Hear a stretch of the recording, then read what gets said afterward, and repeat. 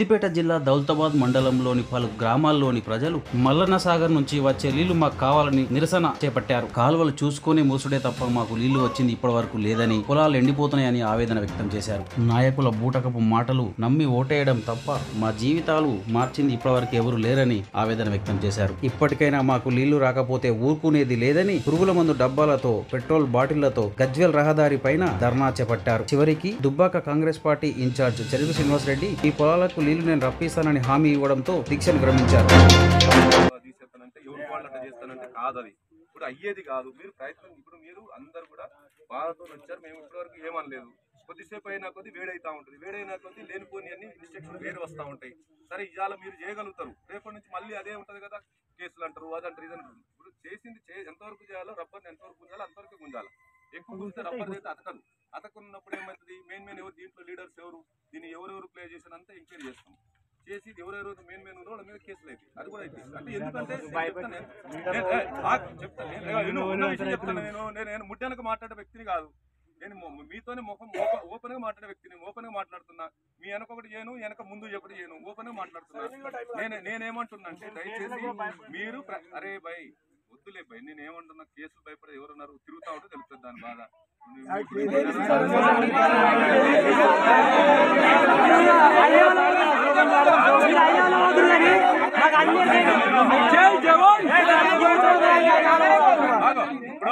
నేను ఏమంటున్నా, మిమ్మల్ని కేసులు చేస్తానని నేను అనలేదు.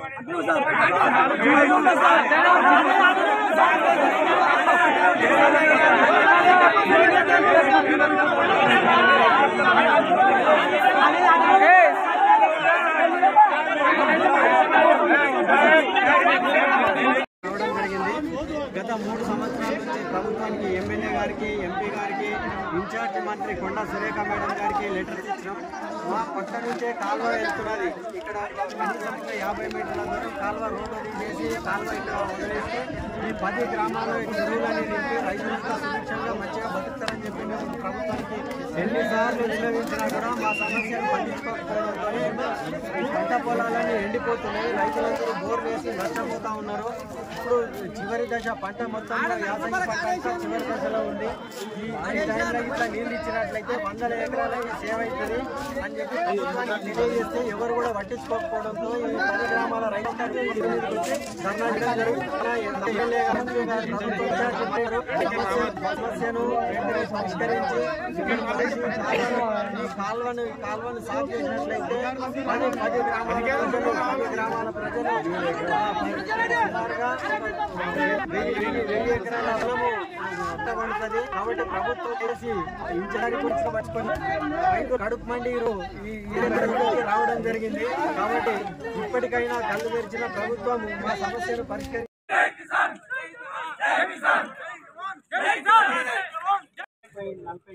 40 మీటర్ల దూరం రోడ్డు దాటిస్తే నేను ఫారెస్ట్ లో పడేస్తే ఒక 10 నెలలకి కసాన్పల్లి, పోతనపల్లి, గోపాల్పూర్, పోతనపల్లి, హల్దీబాబు నుంచి మల్కాపూర్ ఈజీగా ఉంది. ఇది వరకు దీన్ని ఎమ్మెల్యే గారికి లెటర్స్ ఇచ్చినాము, ఎంపీ గారికి చెప్పినాము, కొండా సురేఖ మేడం వస్తే సానుకూలంగా ఒక హామీ ఇవ్వట్లేదు. కాబట్టి బాధకి బోర్లు వేస్తే నీళ్లు పడతలేవు, ఉన్న పొలాలన్నీ ఎండిపోయాయి.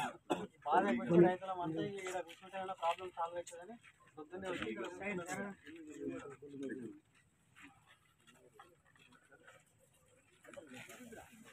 ప్రాక్టికల్ గా చూస్తే అయిపోతుంది. ప్రాబ్లం ఏంటంటే సంఘటన చూసినా కూడా ఇంత ఘోరంత సహాయం చేస్తే కొండంత ఏం జరుగుతుంది ఇక్కడ. ఇంత ఎంత అంటే 40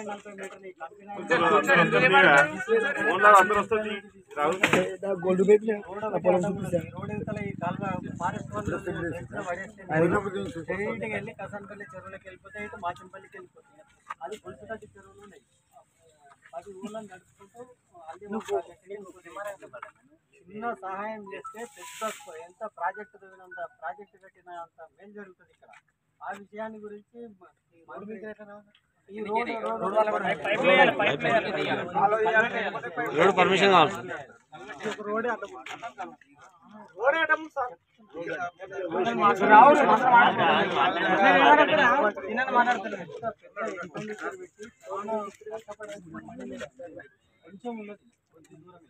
కంపెనీ ఆయన కన్విన్స్ చేసినా సరిపోతుంది, లేదంటే యువత నుంచి ఆయన ఒకవేళ యాక్సెప్ట్ కాకపోతే యువత నుంచి కూడా తీసుకోవచ్చు.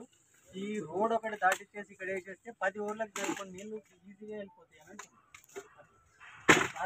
సర్వే చేసిండు. అంటే మన ప్రాజెక్టు కడుతున్నప్పుడు ఏ కాలువల కింద ఏ ఊరికి నీళ్ళు రావాలో అవన్నీ చూసుకునేది వాళ్ళు చూడలేదు. ఇన్స్పెక్టర్ అయిపోయిందని ఓన్ నీళ్ళు ఇచ్చినామా అని ఏమైందని వాళ్ళకి తెలుసు, మీకు తెలుసు, మాకు తెలుసు. కాబట్టి ఇప్పుడున్న సమస్య ఏంటంటే వాడి నుంచి నీళ్ళు రావాలి నిలబడాలి. ఫారెస్ట్ పర్మిషన్ తీసుకున్నాం, అప్లై చేద్దాము. నేను మంత్రి మన జిల్లా మంత్రి కాబట్టి అది మాట్లాడాను. సో దీనికి ఒకటి ఎస్టిమేట్ చేయించి శాంక్షన్ చేయించి మళ్ళీ ఖచ్చితంగా చేయించాలి. ఏం చేసే పరిస్థితి లేదు. ఎందుకంటే ప్రాజెక్ట్ డిజైన్ అయినప్పుడు ఇక్కడ గెలిచిన వాళ్ళు ఏ ఊరికి నీళ్ళు వేయకపోతే సిద్దిపేటకి ప్రతి ఊరికి నీళ్లు కాలువ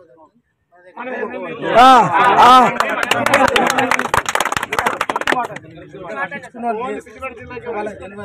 అసలు వాళ్ళని ఏమన్నా అవసరం లేదు.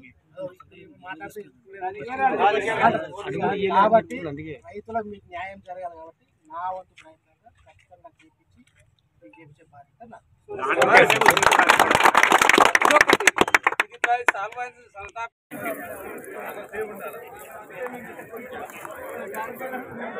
అరే ముజిల్ ఇడికెళ్ళి వాడ ముందర ఇంకో స్టెప్ ఉందా, వాడికెళ్ళి వస్తుంది. 30 మీటర్లే ఉంది ఆడ కడిగేసు. చెప్పు అన్న, చెప్పు అన్న. సిరణ